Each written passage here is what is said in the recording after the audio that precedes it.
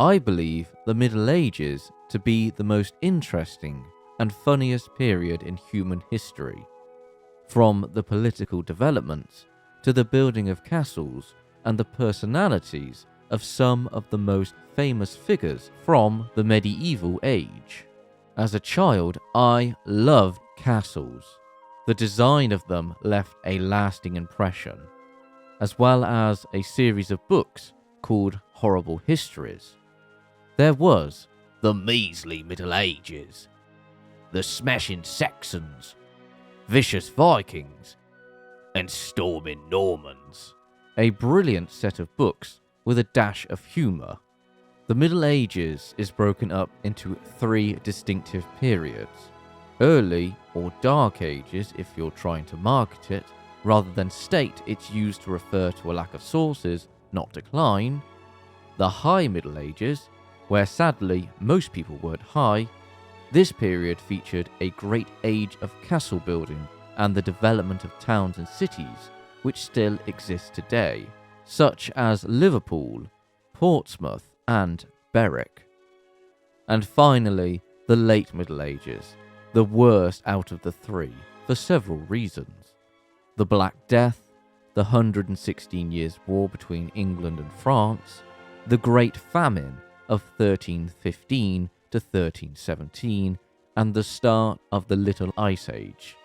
Yet there was the development of plate armour, shipbuilding, and the development of architectural styles.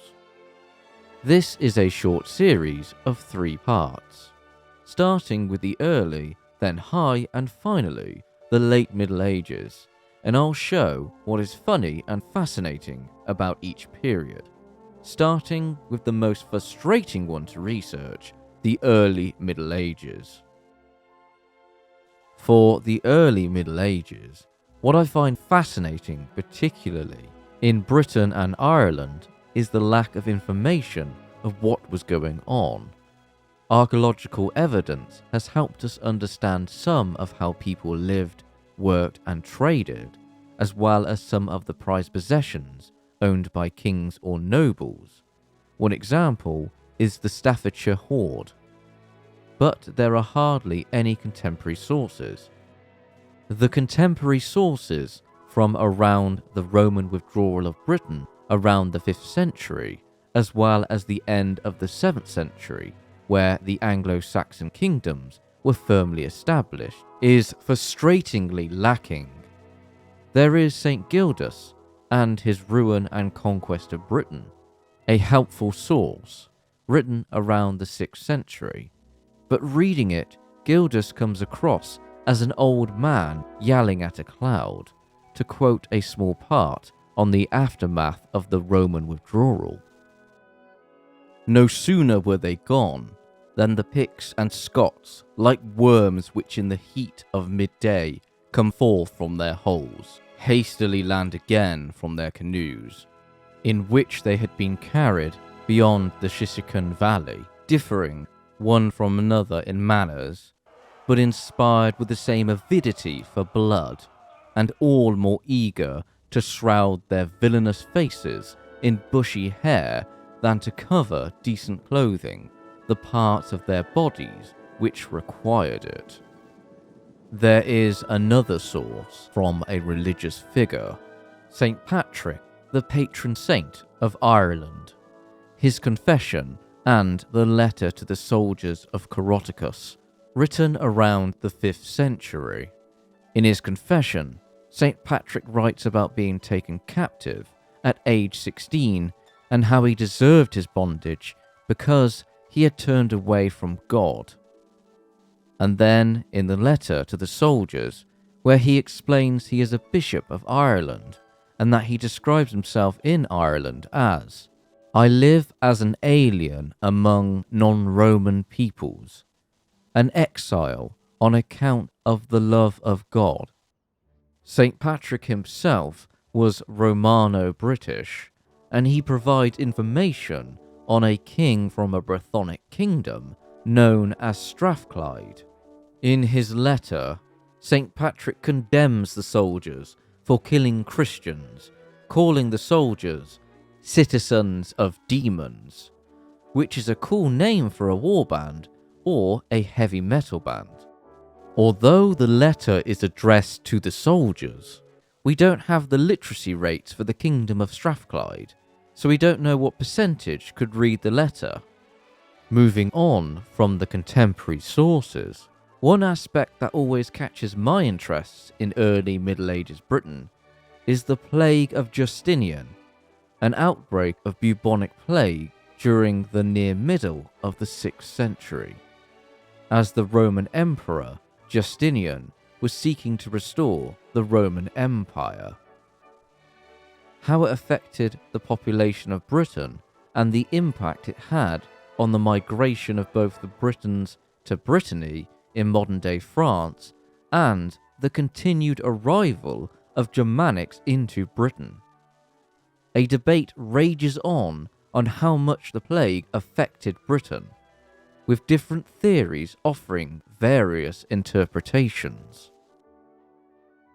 Moving forward to the next contemporary source, who informs us of what is going on, the Venerable Bede, who relates that his work is: "With the Lord's help, I, Bede, a servant of Christ and priest of the monastery of the blessed apostles Peter and Paul at Weiraimuda and Gurwum, have composed this equestrial history of Britain, and of the English people in particular, using whatever information I could acquire from ancient documents, from the tradition of my elders, and from my own knowledge."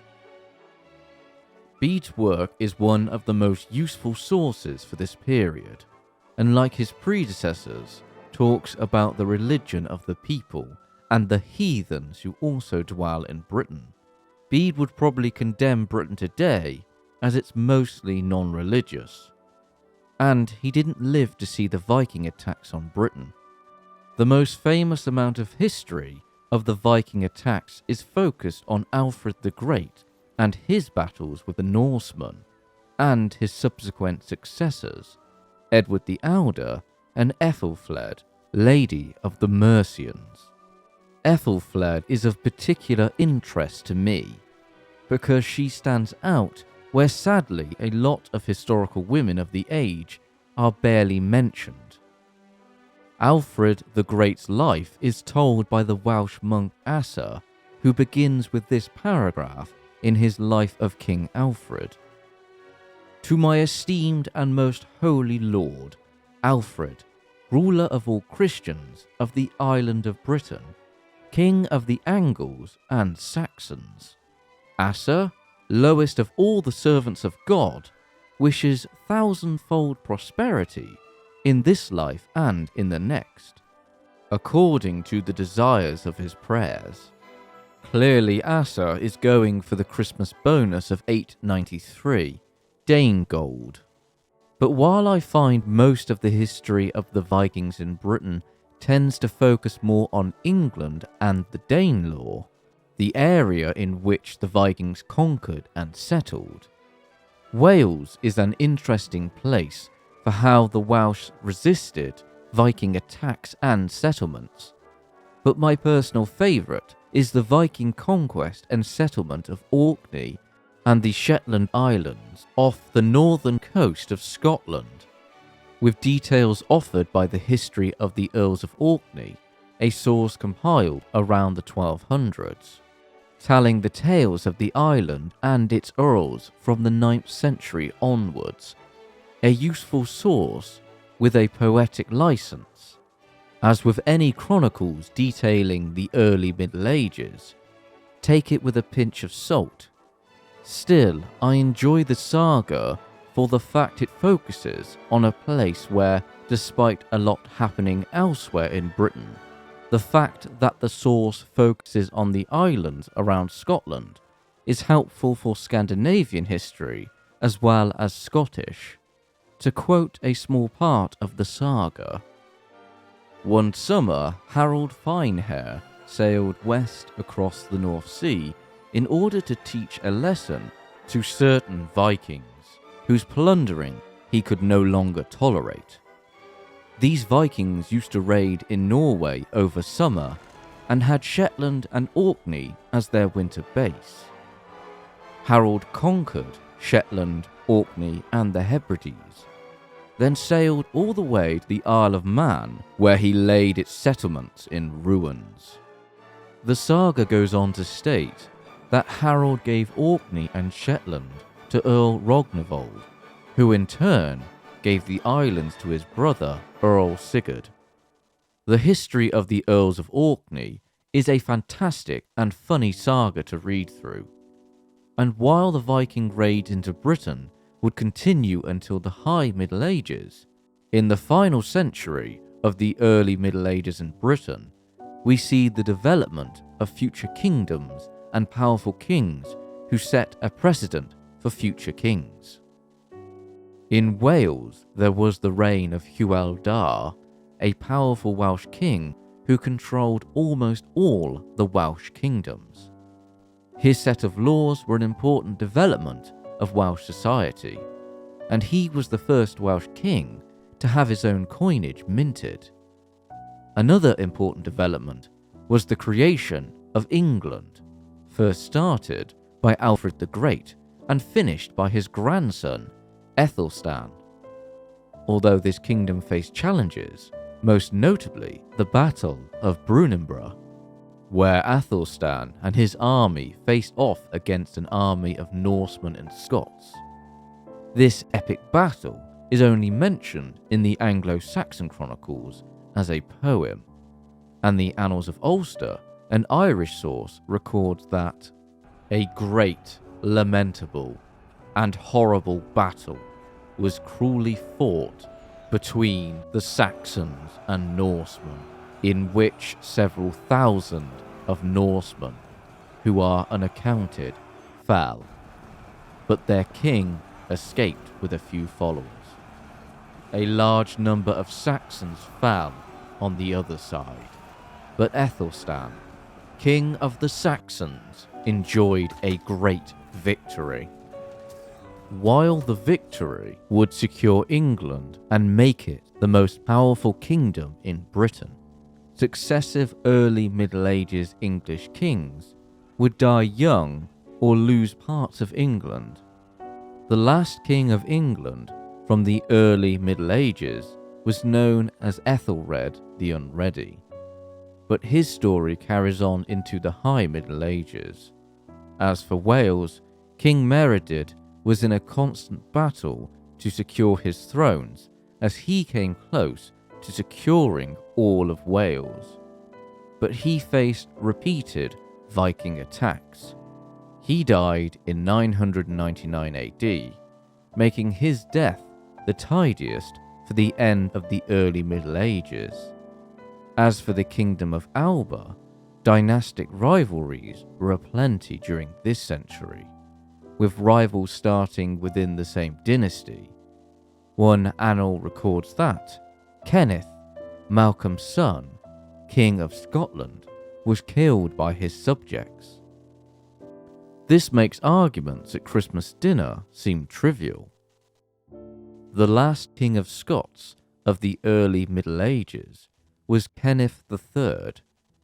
He would reign shortly into the High Middle Ages before dying in battle. And that concludes the early Middle Ages of what I find fascinating and funny. Thank you, Charles of the Histocrat channel, for providing the voice of Bede, and thank you for watching. If you'd like to support the channel, you can through Patreon or YouTube channel membership. The funds go towards purchasing sources and the creation of historical artwork. The next episode, predictably, will be about the High Middle Ages. Cheers.